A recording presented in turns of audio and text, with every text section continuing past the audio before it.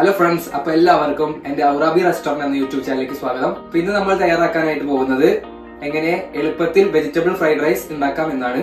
അപ്പൊ ഇതിനായി നമ്മൾ എടുത്തേക്കുന്നത് അത്യാവശ്യം കുഴിയുള്ള ഒരു തവയാണ്.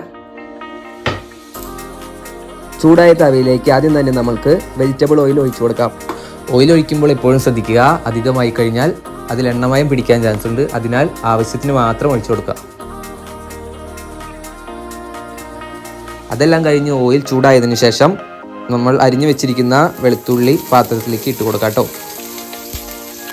വെളുത്തുള്ളി ഇട്ടതിന് ശേഷം അതിൻ്റെ പച്ചമണം മാറാനായിട്ട് ശരിക്കും സോത്ത് ചെയ്ത് കൊടുക്കാം. വെളുത്തുള്ളി ഇളക്കുമ്പോൾ തീ കുറച്ചിടാൻ ശ്രദ്ധിക്കുക, അതല്ല എന്നുണ്ടെങ്കിൽ പെട്ടെന്ന് കരിയാനും ചാൻസ് ഉണ്ട്.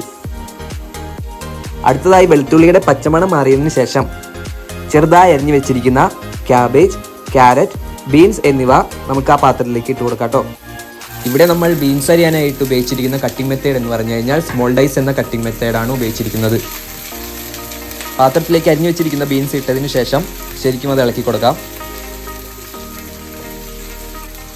2 മിനിറ്റ് കഴിഞ്ഞ് ബീൻസ് വെന്തതിന് ശേഷം നമുക്ക് അരിഞ്ഞു വെച്ചിരിക്കുന്ന ക്യാരറ്റ് പാത്രത്തിലേക്ക് ഇട്ട് കൊടുക്കാം കേട്ടോ. ഇവിടെ നമ്മൾ ക്യാരറ്റ് കട്ട് ചെയ്യാൻ ഉപയോഗിച്ച മെത്തേഡ് ബ്രുണോയ്സ് എന്ന കട്ടിംഗ് മെത്തേഡാണ്. ബ്രുണോയ്സ് എന്ന കട്ടിംഗ് മെത്തേഡ് എന്ന് പറഞ്ഞു കഴിഞ്ഞാൽ നമ്മൾ സാധാരണ വീട്ടിലരിയുന്ന പോലെ നീളത്തിൽ കട്ട് ചെയ്ത് അത് ചെറുതായി ഡൈസായിട്ട് അരിയുന്നതാണ്. അതിനുശേഷം റോയായി ചെറുതാക്കി അരിഞ്ഞ ക്യാബേജ് പാത്രത്തിലേക്ക് ഇട്ട് കൊടുക്കാം. ഇവയെല്ലാം വാടുന്നത് വരെ ശരിക്കും ഇളക്കി കൊടുക്കേണ്ടതാണ്. വാടി വരുമ്പോഴേക്കും ഏകദേശം ഒരു 8-10 മിനിറ്റ് എടുക്കും. എളുപ്പത്തിൽ വാടുന്നതിനായി നിങ്ങൾ ആവശ്യാനുസരണം ഉപ്പ് ഇടേണ്ടതാണ്. ഞാനിവിടെ ഏകദേശം ഒരു 1/4 ടീസ്പൂൺ ഉപ്പാണ് ഇട്ടിരിക്കുന്നത്. ഉപ്പിട്ടതിന് ശേഷവും നിങ്ങൾക്ക് ഏതാനും മിനിറ്റുകൾ ഇങ്ങനെ ഇളക്കി കൊടുക്കാവുന്നതാണ്. വേഗം വേവണമെന്നുണ്ടെങ്കിൽ നിങ്ങൾക്ക് മൂടിക വെച്ച് ലോ ഫ്ലെയിമിൽ വേവിക്കാവുന്നതാണ്. അടുത്തതായി നമ്മൾ ചെറുതായി അരിഞ്ഞു വെച്ചിരിക്കുന്ന ഉള്ളിത്തണ്ട് ഇട്ട് കൊടുക്കാൻ പോവാണ്.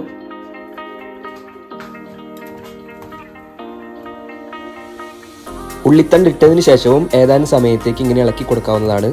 അതിനുശേഷം വേഗം വെന്ത് കിട്ടാനായി മൂടിക വെച്ച് വേവിക്കാവുന്നതാണ്. ഏതാനും 5 മിനിറ്റുകൾക്ക് ശേഷം മൂടിക പൊക്കി പച്ചക്കറിയെല്ലാം വെന്തെന്ന് ഉറപ്പുവരുത്തുക. അഥവാ വേവ് പാകമായില്ല എന്നുണ്ടെങ്കിൽ കുറച്ച് നേരം കൂടിയും ഇളക്കി കൊടുക്കുക. അതിനുശേഷം 1/2 ടീസ്പൂൺ കുരുമുളക് പൊടി ആഡ് ചെയ്ത് കൊടുക്കാം.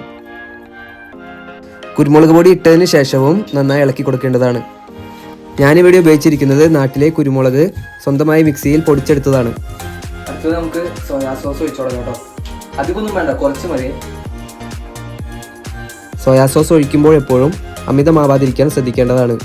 അമിതമായാൽ റൈസിൽ കളർ കൂടാനും ചുവ മാറാനും കാരണമാകും.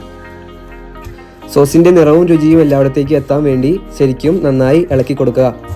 നമ്മളപ്പോൾ കുറച്ച് നേരത്തെ മുന്നേ വെച്ചായിരുന്ന ബസ്മതി റൈസ് നമുക്ക് ഇതിലേക്ക് ഇട്ട് കൊടുക്കാം. ഇവിടെ നമ്മൾ ഉപയോഗിച്ചിരിക്കുന്നത് കടയിൽ നിന്ന് കിട്ടുന്ന ബസ്മതി റൈസ് ആണ്. ഇത് പെട്ടെന്ന് വേവാൻ സാധ്യതയുള്ളതിനാൽ കുറച്ച് വേവിച്ച് പാകമാവാൻ വേണ്ടി തുറന്നു വെച്ചിരിക്കുകയായിരുന്നു. റൈസ് ഇട്ടതിന് ശേഷം ഒരു സൈഡിൽ നിന്ന് നന്നായി ഇളക്കി കൊടുക്കാം. റൈസ് ഇളക്കുമ്പോൾ താഴെയുള്ള പച്ചക്കറികളെല്ലാം മുകളിലേക്ക് വരുത്താൻ ശ്രദ്ധിക്കുക. ഇതെല്ലാം ചെയ്യുമ്പോൾ സ്റ്റവ് ഓഫ് ആക്കേണ്ടതില്ല. മീഡിയം ഫ്ലെയിമിൽ വെച്ച് നന്നായി ഇളക്കി കൊടുക്കുക. അവസാനമായി ഒരു പ്രാവശ്യം കൂടിയും ഫ്ലേവറിനായി 1/2 ടീസ്പൂൺ കുരുമുളക് പൊടി ആഡ് ചെയ്ത് കൊടുക്കാവുന്നതാണ്. അതിനുശേഷം ഉള്ളിത്തണ്ടിൻ്റെ പച്ച നിറമുള്ള ഭാഗം അരിഞ്ഞത് വേണമെങ്കിൽ ആഡ് ചെയ്ത് കൊടുക്കാവുന്നതാണ്. അവസാനമായിട്ട് ഉള്ളിത്തണ്ടും കുരുമുളക് പൊടിയും എല്ലായിടത്തും എത്തുന്നതിനായി ഫ്ലേവർ കിട്ടുന്നതിനുമായി ശരിക്കും ഇളക്കി കൊടുക്കുക.